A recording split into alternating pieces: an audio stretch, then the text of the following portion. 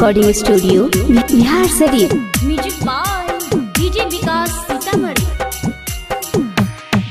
महाकाल के बनलई चेला हमर पियावा करो है खेला। सावन में गाजा पी के पतर पियावा हमारा डोला, पतर पियावा हमारा डोला। महाकाल के बनलई चेला हमर पियावा करो है खेला। सावन में गाजा पी के पतर पियावा हमारा डोला। कान्हे ले कावर झोला कहै पिसेल भंगिया के गोला। सावन में गाजा पी के पतर पियावा हमारा डोला, पतर पियावा हमारा डोला।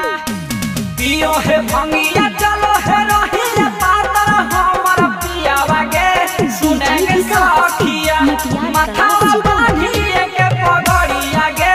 सुनेंगे सखिया कन्हवा ले के कवरिया गे। सुनेंगे सखिया हमर सजनवा भोला के अब तो होई गेलै दीवाना है। भर सावन चिलम के पूजा करो है बुझ है भंगिया के खाना है।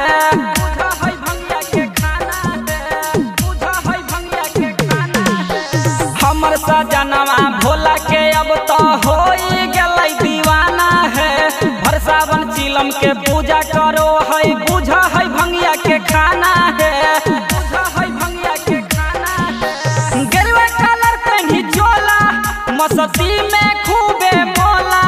सावन में गाजा पी के पतर पियावा हमर डोला, पतर पियावा हमर डोला। महाकाल के बनलई चेला हमर पियावा करो है खेला। सावन में गाजा पी के पतर पियावा हमर डोला, पतर पियावा हमर डोला। बोला बम बोला बम बोला तो चढ़े सूर्या पहड़िया गे। सुनेंगे सखिया तो पियावा है भोला नगरिया गे। सुनेंगे सखिया तो पियावा है देवघर नगरिया गे।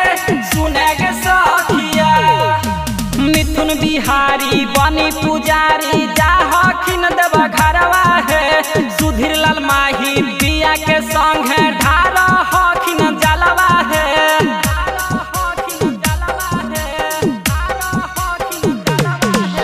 मिथुन बिहारी बनी पुजारी जा हखिन देवा घरवा है। सुधीर लाल माही पिया के संग है ढारा हखिन जलवा है। रोजे जपल भोला भोला जन पियवा के कथी होला।